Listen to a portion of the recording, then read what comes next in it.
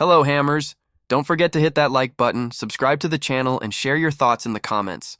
Stay tuned so you're always up to date with the biggest Hammers stories. It is almost cruel how the Leeds midfielders' comments have exposed the absurdity of Nuno Espirito Santo's early choices at West Ham, especially that midfield pairing, which never had any real chance of working. The most striking thing is that, 3 weeks on from that nightmare at Elland Road, Nuno himself clearly understands the scale of the mistake. The team that looked half asleep and drifting towards relegation suddenly woke up once Freddie Potts and Mateus Fernandes took control of the center of the pitch. But when Brendan Aronson, the American who opened the scoring in that 2-1 win, explains how easy it was to move through the middle of the pitch, everything becomes painfully clear. It is almost as if he is describing a training exercise, such was the ease with which he carried the ball forward. When he recalls the move, he explains that Leeds simply needed someone to push them further up the pitch.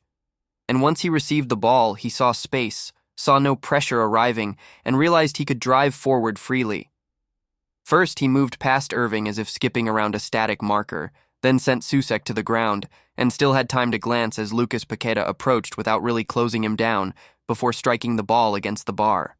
The fact he had so much time to look up, think, and execute says more about West Ham than any complex tactical analysis. It was a team without reaction, without an instinct for danger, and without the ability to stop a straightforward carry through the center. Aronson even admits he only took the shot because no one came to close him down. That moment alone sums up how disconnected the Irving-Soucek pairing was when forced to defend. What makes it even stranger is that Nuno, a coach who once led Nottingham Forest and Wolves into European competition, suddenly looked set to follow the same doomed path as several predecessors at the London Stadium. But once he replaced the duo with Potts and Fernandes, everything shifted. The team started competing again, attacking with purpose and, above all, refusing to allow opposition midfielders to stride forward unchecked. And that naturally raises the question, what if that change had been made 2 or 3 matches earlier? Could the collapse at Leeds have been avoided? Could the defeat to Brentford, the other match where Irving and Soucek started together, have gone differently? These questions become impossible to ignore once you hear Aronson's description of the move that exposed the entire structure. The reason that clip traveled so widely among supporters is simple. It was not an isolated incident. It was a symptom.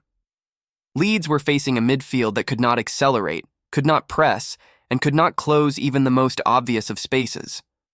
And when a Premier League midfielder senses that level of weakness, he will keep driving until someone stops him, which West Ham never did.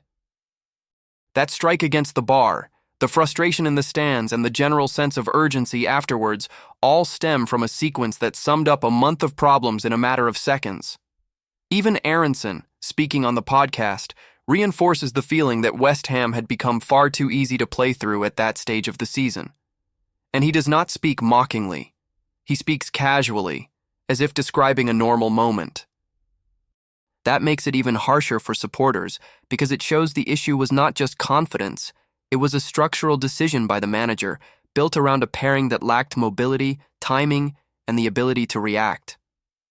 When an opponent notices that, as he did, the match changes instantly. His comments therefore do more than highlight the mistake. They expose the scale of the gap between that vulnerable West Ham and the version now beginning to respond under Nuno. And they underline how slowly the coach realized the obvious, but also how dramatically the team improved once he finally acted. Supporters feel that shift now, the team winning duels, attacking with intensity, and defending with purpose. At the same time, the memory of that earlier decision remains irritating because it delayed everything.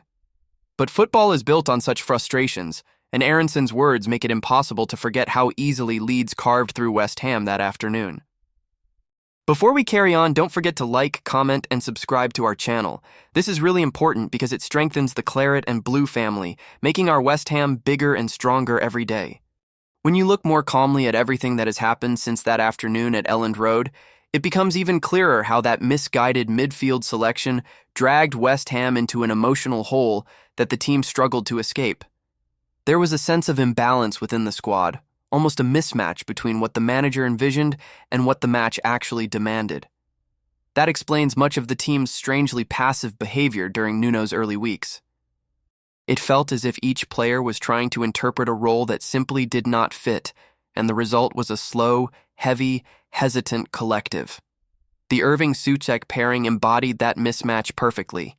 Neither player possesses the sharp change of direction, explosive closing speed, or instinctive anticipation necessary for a Premier League midfield without the ball. And when a team lacks those fundamentals, the opponent senses it immediately. Football at this level is about perception. If the rival notices you react a second too late, that second becomes a runway for them to run through. That is exactly what Aronson saw in that moment.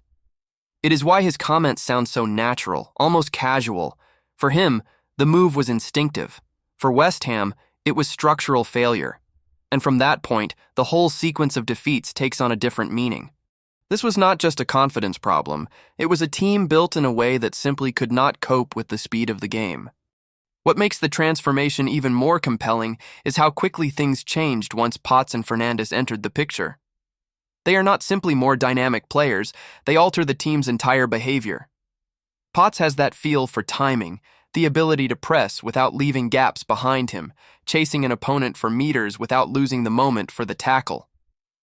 Fernandes brings the kind of modern energy that allows a midfielder to attack and defend with equal intensity. Together, they create something West Ham had been missing for a long time, a midfield that inspires confidence. With that protection in front of them, the defenders step up, the team pushes higher, and the whole structure breathes again. And that is why Matt Holland's comment carries so much weight. He says West Ham have not had a player with that profile for well over a year, and it does not feel exaggerated. Last season was marked by a midfield often caught between rigidity and slowness, and even when the effort was there, the organization was not. Fernandes arrives to offer what the team lacked, someone who wins challenges, tidies up danger early, and allows Lucas Paqueta to receive the ball in meaningful spaces. When that happens, the entire playing model improves without the manager needing to rewrite the system on paper. There is also the emotional side of this reaction. Supporters remember Nuno's expression vividly after the loss to Leeds, the look of a manager carrying a heavy burden, almost reliving difficult moments from his past in English football. He looked pressured, doubted, and already fighting to convince people that he could steer a project that seemed unstable from the start. Yet once the team improved, once wins came and performances grew sharper, his body language changed. The way he spoke on the touchline, the way he moved during matches, even the rhythm of his interviews, everything suggested a coach reconnecting with his work. Nuno has always been someone who thrives when the environment around him has belief. And it is impossible to ignore how this midfield shift has affected Souček's role. He has been repurposed, no longer weighed down by duties that do not suit him. Instead of forcing him into a position that was exposing his weaknesses, Nuno has rediscovered the qualities that made him valuable in the first place: his presence in the box, his aerial threat, his unexpected goals. This change has revived a player who was being dragged by a role that did not match him. The fact he has equaled Patrick Berger's Premier League record underlines how the repositioning has helped him find purpose again. A goal scorer remains a goal scorer when given the chance. Seen from a wider view, Aronson's comment does more than shine a light on a single bad decision. It marks the turning point between two stages of the season, one confused, slow, and disjointed, the other sharper, livelier, and closer to what supporters expect. That change feels like a true shift in energy, the kind that can define the outcome of a campaign. West Ham could not afford to become an easy team to play through. With the new midfield structure, they no longer are. And as Souček's own words later show, the transformation is not just tactical, but collective, reshaping the whole team's mentality. Before we carry on, don't forget to like, comment, and subscribe to our channel. This is really important because it strengthens the Claret and Blue family, making our West Ham bigger and stronger every day. That afternoon at Elland Road became an emotional turning point for West Ham, not because the defeat itself was unusual, but because it exposed the team's structural vulnerabilities with remarkable clarity.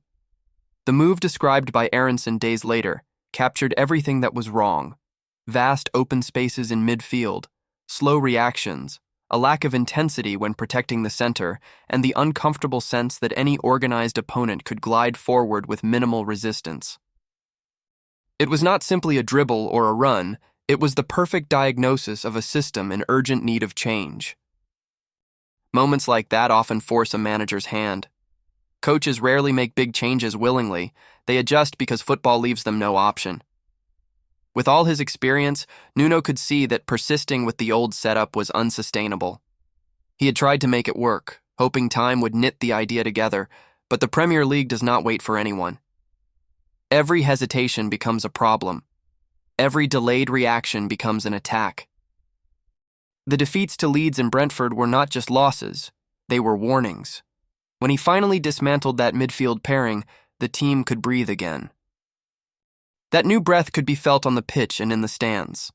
West Ham suddenly had a functioning spine, a structure that inspired belief. Supporters sense immediately when a recovered ball turns from a danger into an opportunity. Potts, with his timing and pressing intelligence, and Fernandes, with his relentless modern energy, rebuilt the foundation. The defense stepped up. The attack received cleaner passes. The team began to play with freedom, not in style, but in conviction. A side that had looked stuck and uncertain became one with personality and purpose. This shift also highlights how individual roles affect the entire collective. Souček is perhaps the clearest example. For months he seemed weighed down, assigned duties that drained his strengths and left him predictable. A player with a long history of scoring crucial goals was trapped in defensive work that did not suit him. Once Nuno pushed him further forward, Souček regained his identity, the aerial threat, the late runs, the instinct in the box. Matching Patrick Berger's Premier League tally shows just how well this repositioning has worked. His qualities never vanished, they were simply misplaced. All of this reinforces how football often turns on details that appear minor from the outside. A single change in midfield reshaped the entire season. It was not just swapping two names, it was redefining the team's behavior. West Ham stopped waiting for the match to happen and started provoking opponents into mistakes. They stopped reacting late and started reacting at the correct moment. They shifted from predictable to competitive. Such a transformation does not come from luck, it comes from aligning roles with strengths. The most intriguing twist is that this transformation began with a casual remark from an opponent. Aronson was not criticizing or provoking. He simply described what he saw and felt on the pitch. Yet, unintentionally, he handed West Ham a mirror reflecting their most damaging flaws. Now, with renewed intensity, consecutive wins, and a midfield that finally functions, that moment becomes almost educational. It shows where things collapsed and where the climb began. The vulnerable version of West Ham is gone, or at least should remain in the past if Nuno continues to nurture this energy and clarity. So that's all for today, folks. Thanks for watching. Don't forget to like, leave a comment, share, and of course subscribe to the channel for more. Take care, and I'll see you next time.